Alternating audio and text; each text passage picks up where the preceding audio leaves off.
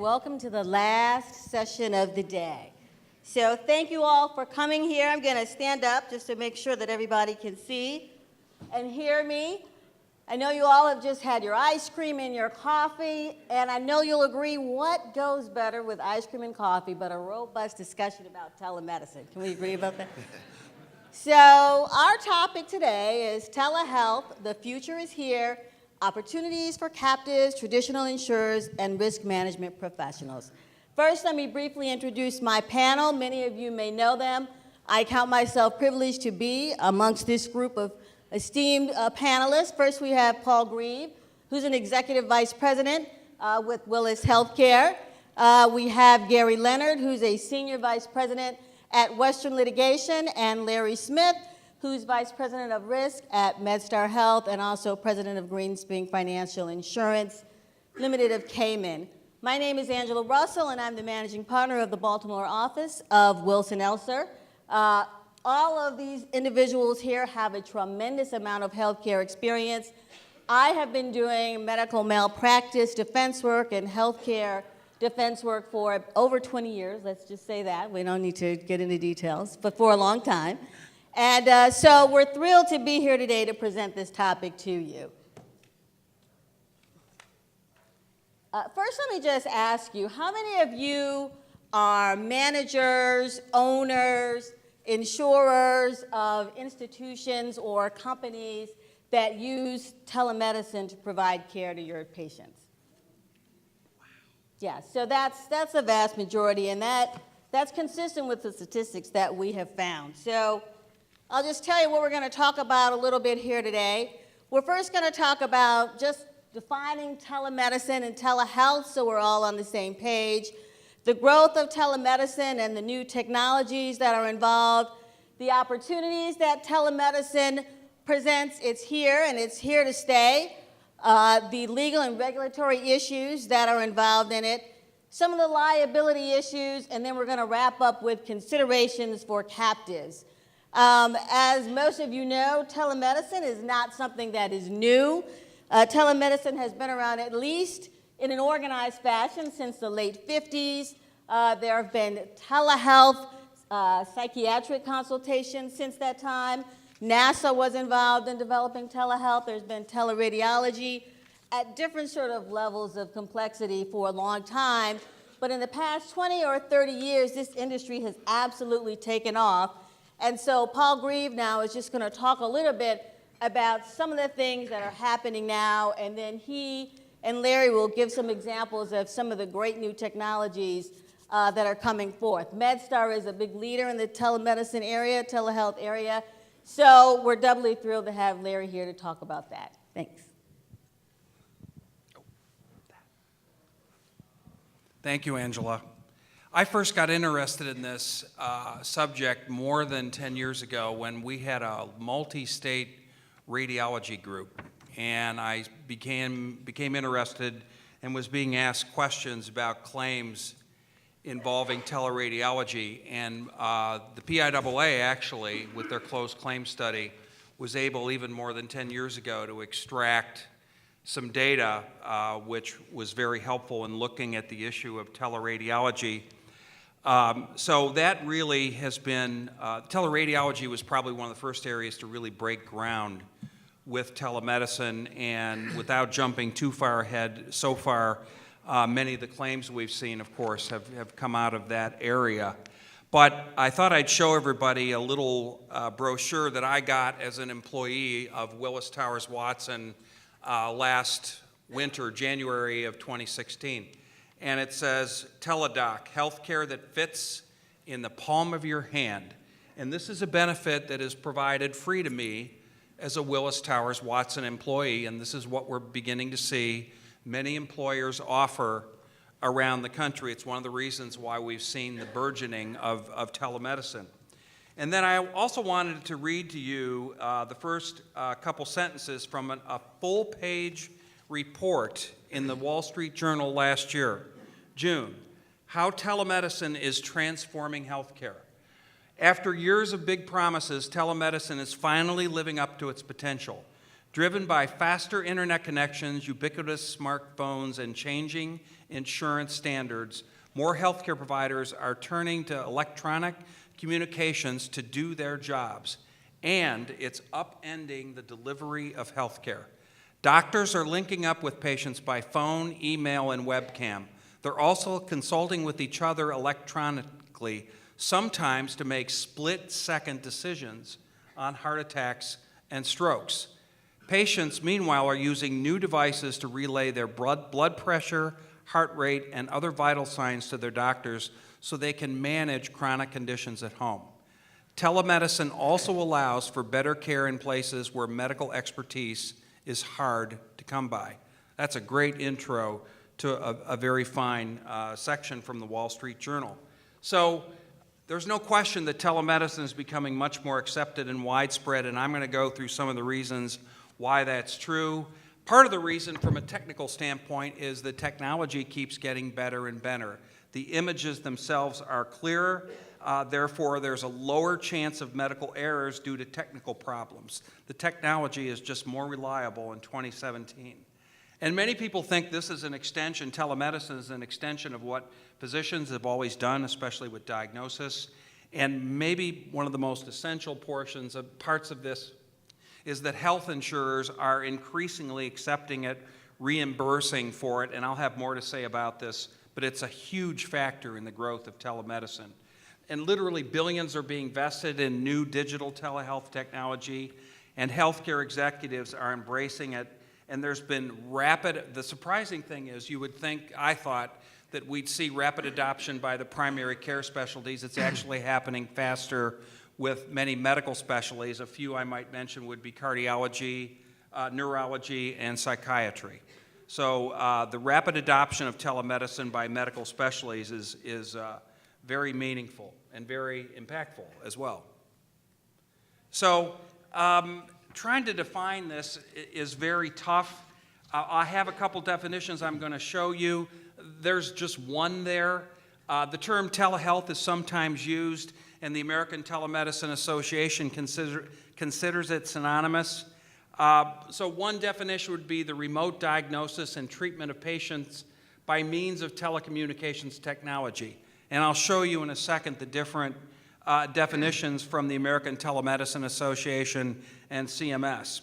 But there really is, for purposes of our industry, there's no set definition of telemedicine at present. There's very few states that have defined it, and it's obviously not a distinct medical specialty. So here is the American Telemedicine's definition of telemedicine, and it's broad. It's broader and effectively covers many of the modalities that we're going to talk about here, beyond just the classic face-to-face, video-to-video patient-doctor interaction. The other thing I would say here before we move off of the ATA is they've promulgated a lot of guidelines on the use of telemedicine, and that's very important, I think, from a risk management standpoint. And I think one of the reasons I'd like to believe, one of the reasons why we've had so few claims in this area to date is I think people are paying attention to the ATA guidelines, and many medical specialties also have promulgated guidelines on telemedicine, like the American College of Emergency Physicians, ACR, American College of Radiology. So those all have to be taken into consideration if you're trying to manage that risk. Now, this is the CMS definition, and I kind of call this the classic telemedicine. This is what I kind of think of as classic telemedicine, where you're talking, directly, the patient's talking directly to the doctor. A two-way real-time interactive communication between a patient and a physician or practitioner at a distant site through telecommunications equipment that includes, at a minimum, audio and visual equipment. Now, so classic telemedicine is one point on the telehealth spectrum, but telehealth goes far beyond internet sites and talking to your doctor over your phone and telephone numbers. It also encompasses things like data storage and review. So teleradiology, again, is a great example of that, where you're storing images and transmitting them to remote sites, maybe even overseas. Many of you have heard of the term Nighthawks. There was actually a group in Australia that used that name, and it almost became a generic name for doctors overseas doing radiology overreads via teleradiology. Then there's patient assessment using scanners and tricorders. Communication and education apps and portals fall into the telehealth area. And then there's, at the bottom left, the classic telemedicine, the real-time care delivery using kiosks, video, telephones, and virtual visits via telephone. And then the area that I'm excited about, because I think it has the potential to take costs out of our system, is the monitoring, the wearables, so that we can monitor people at home and keep them out of acute care settings. And I think that's exciting because we need to do more in this country, in the U.S., to reduce cost. So this first example of real-time interactive services is a live two-way interaction between a patient and a healthcare provider using audiovisual technology. And increasingly, we are seeing this done by physician extenders. I'll add that as a point, as the state law permits. But I'm going to have Larry talk about how that's being done at MedStar. Great. Let me first make a couple of comments about the panel and what we're trying to do here today. I'm the risk manager, I guess, of the group, and so you might expect that my presentation is going to be mostly about the risks associated with telemedicine, and we'll talk a little bit about that. But I really look at telemedicine as an opportunity for solving some of our risk problems rather than creating new ones for us. It will create new ones. There's no question about it. And as Paul said, the reason we haven't seen claims is really two things. One is we're not doing it as robustly as I think we will be doing in future years, so the volume is not there yet.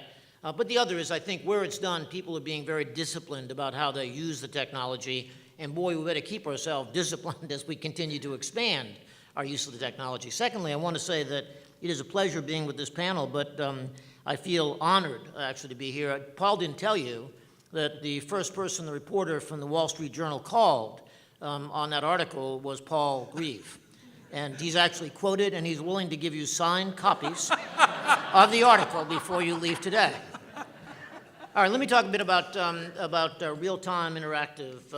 Make sure I push the right button. Yep, see? So let me talk about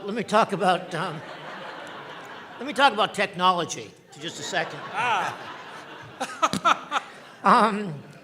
Thank God I only have a couple of slides. So where I want to focus here, MedStar does, in fact, do what Paul said he gets from his employer, provide a service through Amwell and MedStar for 24/7 access by telephone, by tablet, by computer to a real live physician, and it's there for consultation, and it's a great tool for patients to use, and we're seeing more. The other thing about the expansion of technology like this is the adoption by the patient community. It isn't just that we can put this stuff out there.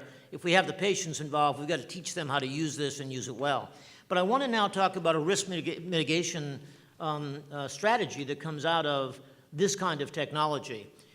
MedStar has expanded its platform now to have over 300 sites of care.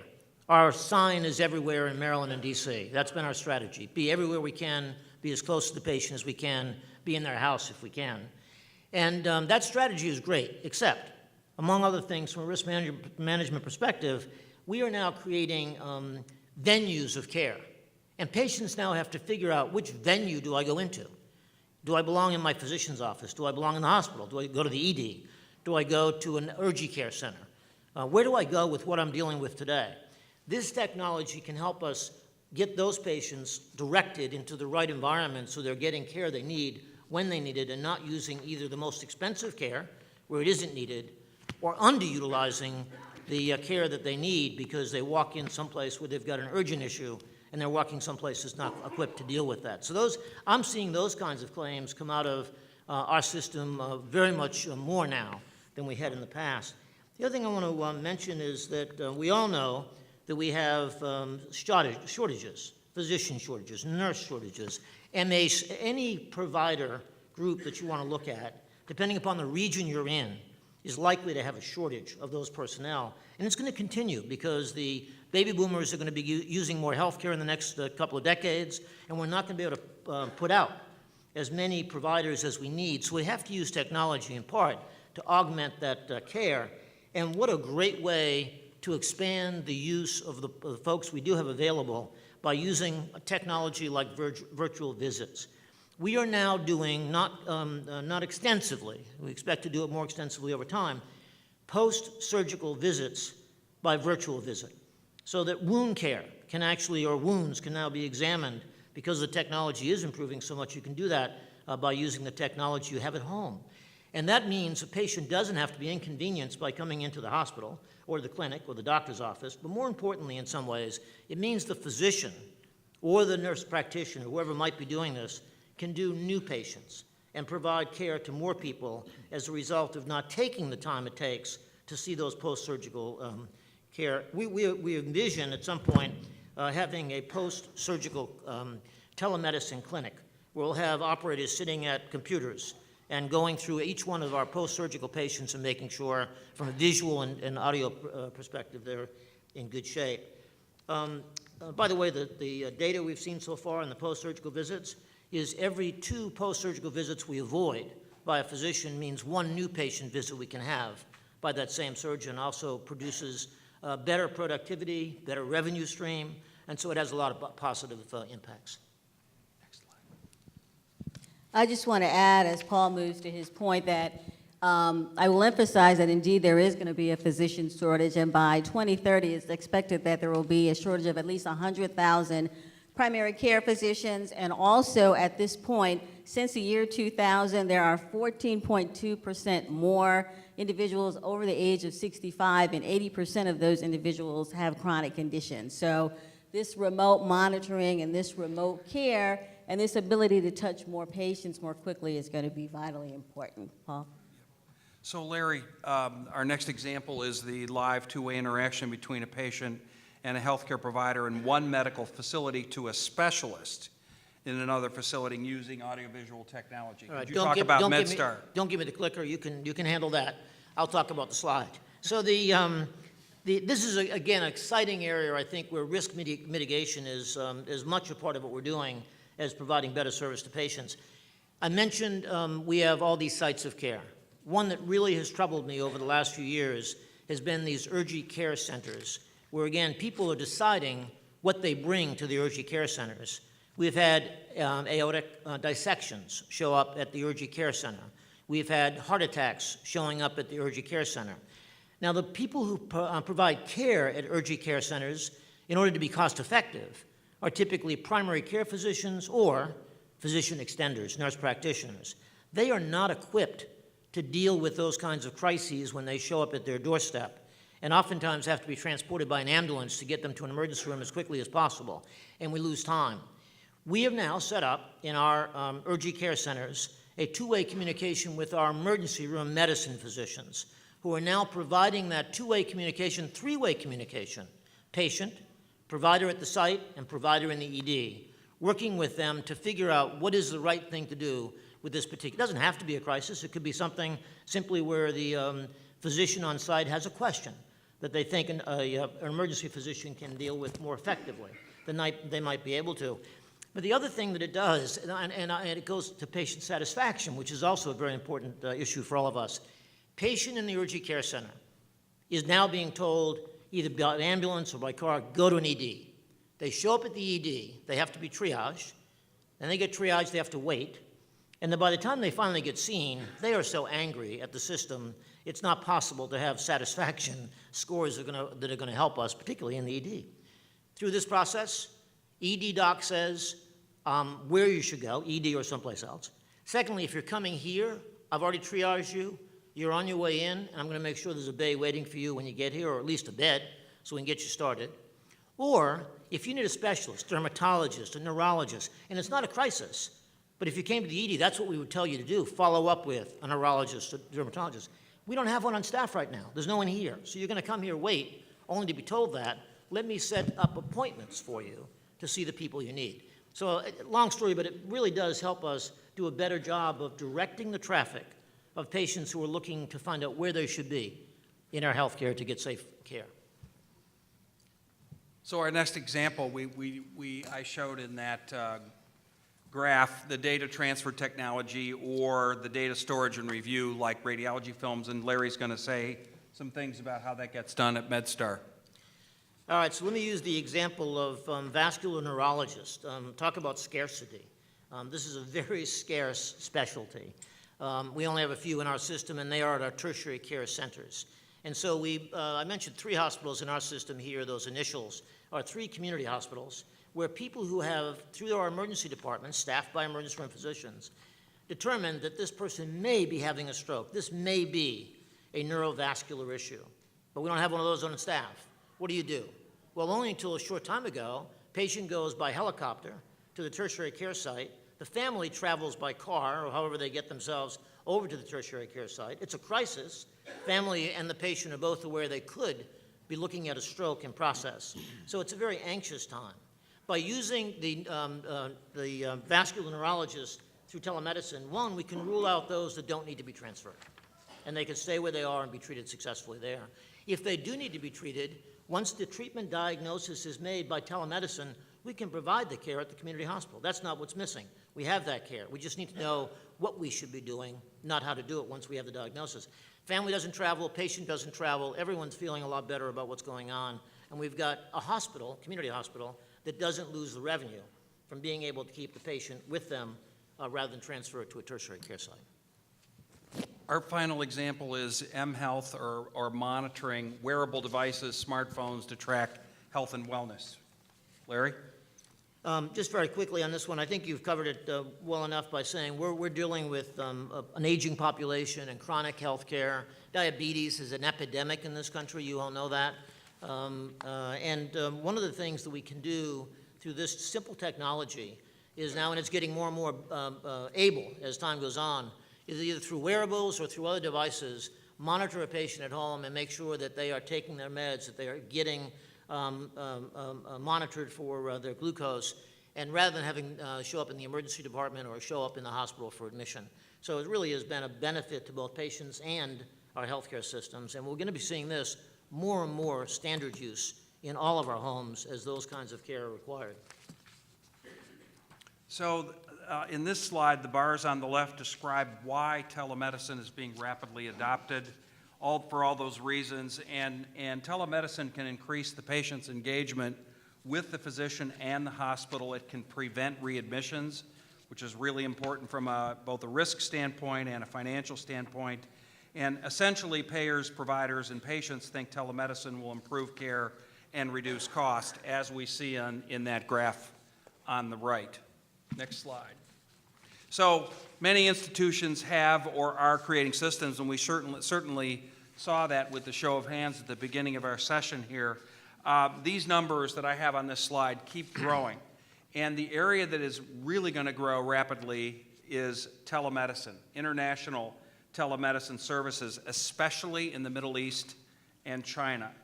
But those present obviously huge and unique legal and regulatory issues that have to be addressed. Next slide. So right now, 29 states, and the reimbursement is really foundational to the growth of telemedicine. And right now, 29 states and the District of Columbia mandate health insurer reimbursement for some type of telemedicine services. Medicare reimbursement, interestingly enough, they've been the slowest to come along, but just this year, they did pass some approval for reimbursement of care, especially in rural and underserved areas. And that's one of the great promises going forward of telemedicine, is to be able to reach people in areas with specialist care where there just aren't, the specialists to see them, and like telepsychiatry, for example. And now most major health insurers are offering various telehealth medicine. Keep going, Angela. Okay. So the opportunity here is that's I love being part of a firm that does employee benefits also, because these are our people on the employee benefits side, and on their thoughts on the effect telemedicine would have on bringing down utilization and cost. Angela? Thank you, Paul. So I'm just going to talk a little bit about some of the regulatory challenges and actually opportunities and things that are being worked through as telemedicine continues to grow. So some of the things to just keep in mind with telemedicine is licensing issues. So there are telemedical companies and there are also hospital networks, healthcare networks that hire physicians to provide these services. So one of the big issues is licensing. Are they licensed in the state where they are providing care to that particular patient, or are they only licensed in the state where they are if they are rendering care remotely? Most states do want that physician to be licensed in the particular state, but there are laws and exceptions that some states have, which is called the common consultation exception, that even if one does not have a license in that state, if one meets certain criteria, then they can provide certain kinds of telemedical services to a patient. And that may not include, for example, prescription of drugs, but it might include, you can evaluate a wound, you can diagnose, strep throat, et cetera. So, but any kind of act or recommending care is generally considered to be the practice of medicine. And so, one is not able to avoid it just because this is happening remotely. It is absolutely still considered the practice of medicine, and so it's important to consider what one's state laws actually say. The state medical boards actually, very easily accessible online, has a chart that indicates what the status is in each state, whether a physician needs to have a license in that state, whether there's a common consultation exception, whether there's Medicaid reimbursement only, whether there's also private reimbursement. Some states do have private reimbursement, for example, Arizona. So that's something that's easily accessible and should be consulted if one is developing or considering a telemedicine program. There are other licensing exemptions that might apply. For example, emergency exceptions, special temporary licenses, consultation exceptions depending on the scope of that particular consultation, and reciprocity from other state boards. So in addition to the common consultation exception, there are also some states that have reciprocity where those consultations are allowed. The other big issues related to telemedicine are informed consent. And that's really in any of the issues, in many of the cases where telemedicine becomes a problem, there may be instances where the patient does not believe they fully understood what the treatment was, what the recommendations were. They don't know that the doctor was able to provide a full and accurate evaluation of them. And so that is something that has to be made very clear. And there are actually sample consents that one can also find related to telemedicine issues so that as an institution or as a physician, one can be protected. Privacy issues, and we'll talk a little bit about some class actions that have arisen as a result of privacy concerns. Medical records, how does this particular consultation, telemedical consultation, become a part of the patient's medical record? If they are being treated at a MedStar facility, how does that consultation get into the patient's medical record? If this is a separate consultation, how does it get into their general medical record? Does it have to go to their general practitioner, et cetera? Credentialing, so if one is providing care for a particular hospital, do they need to meet the credentialing criteria for that particular hospital? The answer would generally be yes for that. There are lots of other issues like quality, standard of care, et cetera. But again, state regulations are really going to dictate a lot of this, and so it's important to just check that and determine which state laws apply. As mentioned when I first started talking about this, typically where the patient is receiving care is where the physician should be licensed.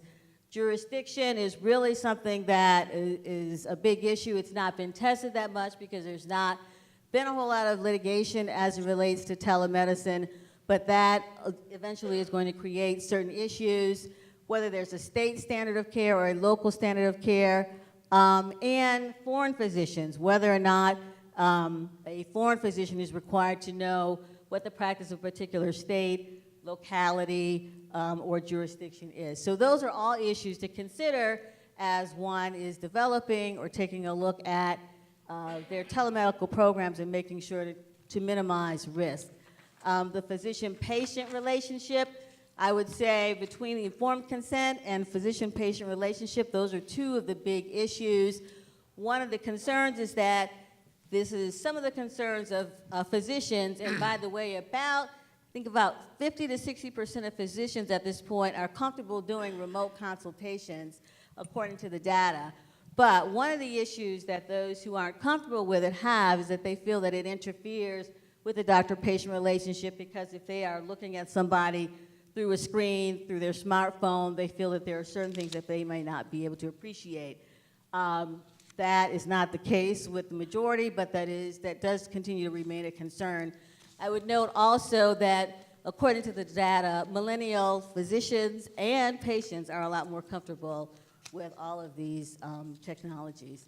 The other issues to consider is where is the particular care provider, and whether the provider is going to provide a prescription. So one of the issues that's of concern is with regard to narcotics, federal laws come in, and so there are more restrictions, for example, with opioids, which that illustration is hiding the end of the word. There are going to be additional restrictions by the FDA, et cetera, on certain drugs that would really prohibit a telemedical professional from rendering that kind of care. Gary, you want to talk a little bit about continuity of care issues? Yeah, great. So I see some familiar faces in the crowd, and I think several of those folks wouldn't be surprised that I was invited here to be the bad guy. Unfortunately, it's not all peaches and creams here in the telemedicine or telehealth world. Shockingly, to this group, there really are risks associated with telemedicine. To this point, I think Paul indicated, we're really seeing a primary focus on litigation in the radiology realm. I was thinking about something that Larry said.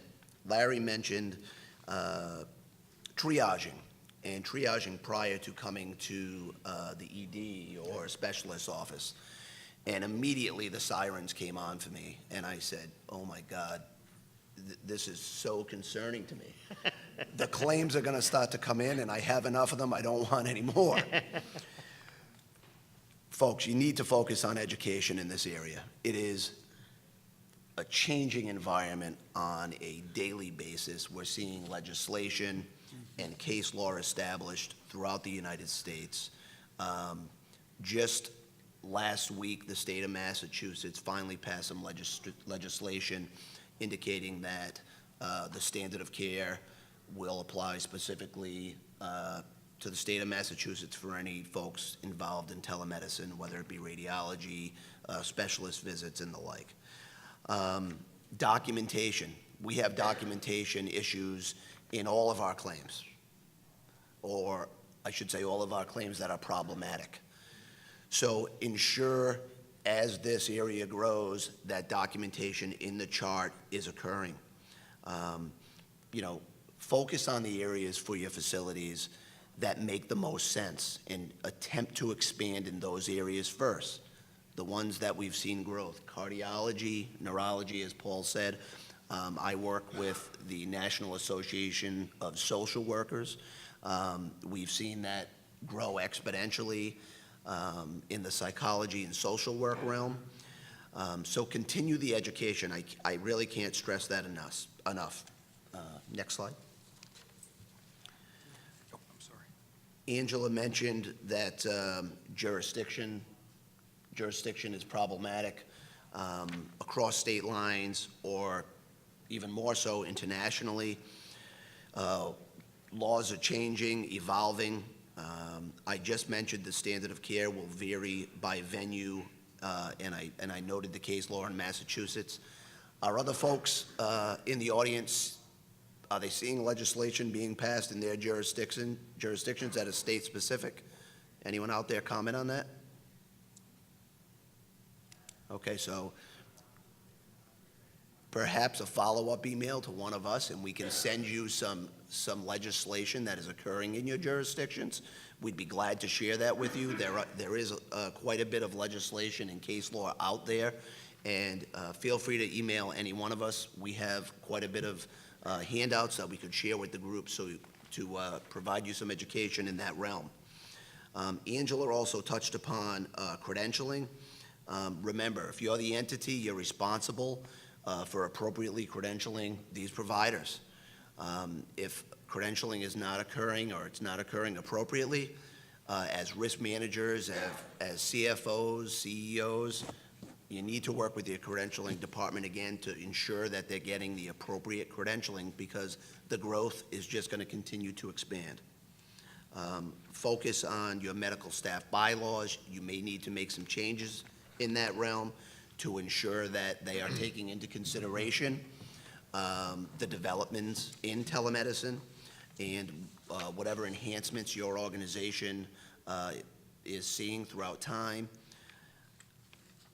I would say one of the things, to piggyback on Gary's comments, one of the things I've been most concerned about looking at this area from a risk standpoint is an institution's or a group's failure to comply with what the state medical board says about telemedicine, what statutes have been passed in any area where you're providing this. So you need to be sure that you're in compliance. I'd be afraid of a negligence per se argument here for not being in conformity with any medical board regs in this area, especially across state lines. Yeah.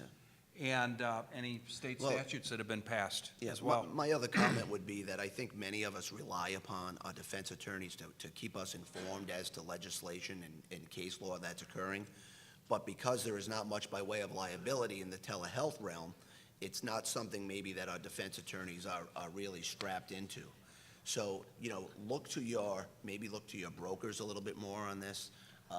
Look to your claims professionals. Corporate legal counsel that would do corporate health care Yeah. law, Corporate really legal is. counsel. Yeah. But ask Yep. the questions, because Yep. this is a changing tide, folks. If I could just add one comment to that, and MedStar now, as of the spring, established a system-wide telehealth innovation center. And it is now a group of folks, many who have other day jobs, who have now been asked to be focused on telehealth. And it includes the general counsel's office, it includes our compliance officer, it includes clinical staff, it includes our IT staff. And the idea is we should be able to take all of the information that we learn regarding each of these ventures that we go into and be able to then promulgate that for the next group that wants to come through and do a telemedicine project. And so I think through that you begin to really gain an institutional expertise around these issues, rather than having small camps go out and try to learn this on their own and try to set up the technology to get it done. So in the spirit of time, I'm going to try to move along a little bit quickly so we can address any questions that folks might have. On this slide here, I would really highlight the ostensible agency liability. Again, this comes back to informed consent. As this area grows, again, work with corporate legal counsel to develop appropriate informed consent, work with your TPA, your claims professionals. It's going to become more and more important as telemedicine becomes more prevalent and we start to see these issues arise. Thanks, Gary. Just to give you a little bit of an overview about and confirmation of the fact that there are not a lot of reported cases involving telemedicine. PIAA did actually a study that they published in 2015, and it looked at cases that they evaluated from 2004 to 2013. And at that time, 50 to 60 of the 300,000 cases that they looked at involved telemedicine. Also, they basically determined when looking at indemnity dollars that the indemnity dollars, and they were really just looking at phone consultations at this point, as opposed to the other types of telemedicine that we are talking about today. But the consultations that took place on the phone and the problems that resulted from them resulted in about $17 million in indemnity payments for about 96,000 cases. That was in a larger study. But that is in contrast to about $8 billion of the general typical medical malpractice cases that they paid indemnity on. So even in that study, the indemnity payments for telemedical related consultations were very, very low in comparison. And as has been mentioned by Paul, indeed most of them, a lot of them are teleradiology cases, but they just are not something that's reported a lot. The other thing that we've observed is that telemedicine cases usually aren't just telemedicine cases in and of themselves. So it's a telemedicine case that really has, sort of general medical malpractice, standard of care sort of issue related to it. So it's not solely a telemedical case. I mean, I've been involved in cases involving a remote radiology reading, but the issue was really the communication between the radiologist and the ER doc, and not so much the teleradiology issue. Another case that I had that would approach that was a situation where there was a heart that was being monitored, and the issue was the instructions that were given by some of the providers versus was the device working properly, or was there an issue with that, or was the patient not using the device properly. So usually those cases wind up as being a hybrid, and that's why, one of the reasons why I don't think we see that many of them. In addition to the fact that I think because telemedicine involves so much technology, a lot of the human error elements and a lot of the judgment elements that typically come up in our normal standard of care, challenges that we get are eliminated to some extent with the telemedicine thing, because so much of it is automated. But these are some of the issues that could potentially come up and have come up from time to time in practices of people that we've seen. So incorrect interpretation, miscommunication of timeliness of reading, failure to communicate basic symptoms, incorrect interpretation of strips, stroke issues, which we've also discussed, failure to adequately monitor an ICU patient, and failure to request an intensivist. So those are some of the things that we've looked at. There have been other kinds of cases, too, relating to telemedicine. So Teladoc, which Paul mentioned, is one of the larger telemedicine companies, and they actually filed an antitrust suit in Texas, basically because Texas indicated that before any telemedicine services could be provided, the legislature proposed a bill that the physician had to have a face-to-face meeting with the doctor. And so Teladoc did a lot of sort of remote consultations via video. That was very problematic for them. They challenged that, and ultimately the courts agreed with them. They decided, initially the Texas Board of Medicine was going to appeal, but they withdrew their appeal, and now the Texas legislature has adjusted their law, made it more flexible so that the initial encounter does not necessarily have to be in person. MD Live was another lawsuit. Privacy is obviously another issue with telemedicine, right? So as one would expect, because there's data going back and forth, that's a whole other conversation. But suffice it to say that it's extremely important to have appropriate security mechanisms on any sort of telemedicine devices that you're going to be using. But in this particular case, a woman sued MD Live, another very large telemedicine company, because what they determined is during the time that they are signing in, during the time that they're doing this phone consultation, images are being taken of the patient, signing the document, signing the consent. So up to about 60 images were transmitted, and then the images were sent overseas. And so the concern was, and that was actually turning into a class action, the concern was that data, personal health data, would be disseminated, that they didn't have proper mechanisms in place. But mysteriously, that particular lawsuit was dropped as well. So that was an effort to bring forth a class action as it relates to telemedicine privacy issues, but that was not successful. So none of those have been successful to date. This is just to provide you with some information as to the expected growth, 36.2 billion by 2020. So it's just going to continue to grow. These are some of the larger telemedicine vendors that exist, some of whom we just talked about, and the number of those are growing as well. So, and I will let Larry wrap it up and give some advice for captives and opportunities that might exist for them, and then we'd love I think we've to covered take most of these issues previously. I just want to make one comment just generally. When you listen to the list of malpractice cases, and as we examine malpractice teleradiology cases, telemedicine cases, I think we really have to be careful to not assume that it's the technology that got us in trouble, but the medicine that got us in trouble. When you look at some of this failure to communicate, that happens now. And so I want to make sure that we don't all of a sudden start accusing the technology of being a problem rather than continuing to focus on where the problem really lies, which is how people make decisions, even when they're not using technology as a tool. That's a great point. But I think that you said something really critical in that you've sort of centralized your oversight Yes. of this system-wide. Yes. And that you've got a way to look at this. I really think that that's key.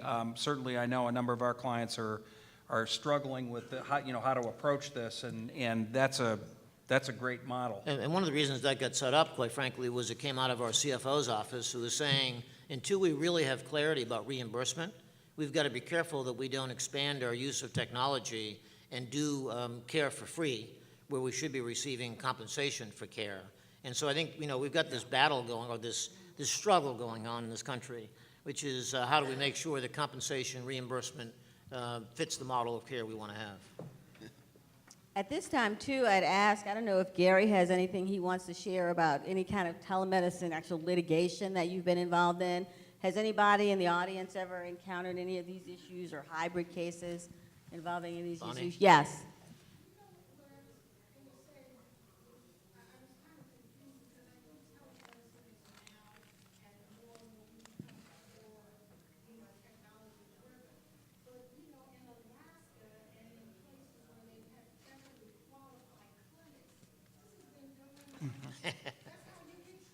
Yeah.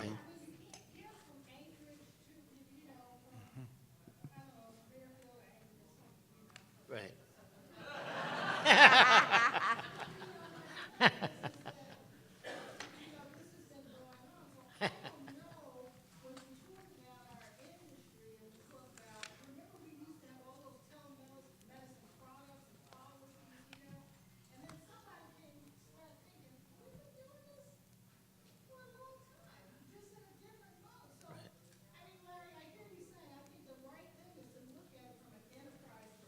Right, right.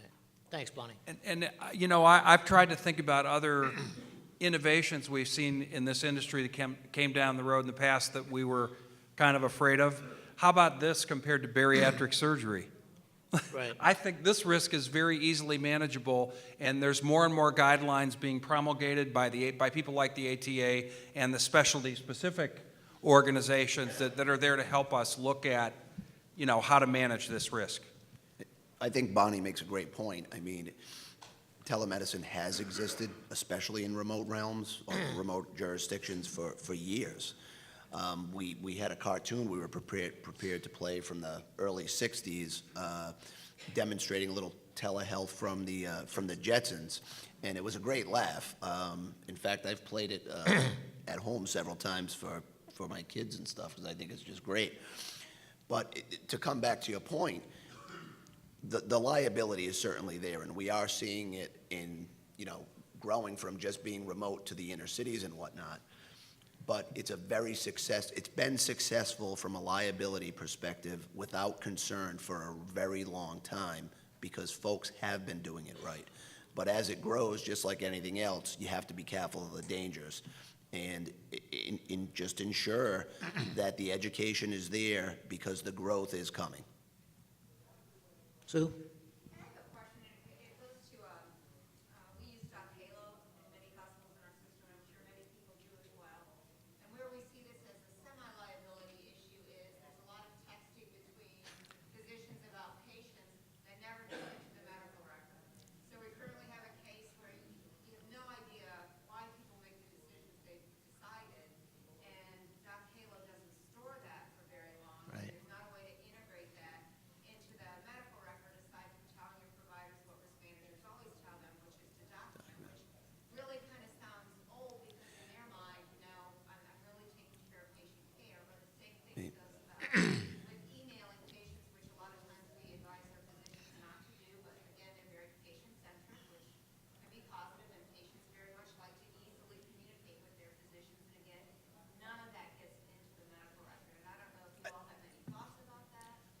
Well, same thoughts you have, I think, which is it's been an age-old problem getting folks to record things that we need them to record from a liability perspective. It's existed since telephones have existed because people don't often record telephone conversations, and they should.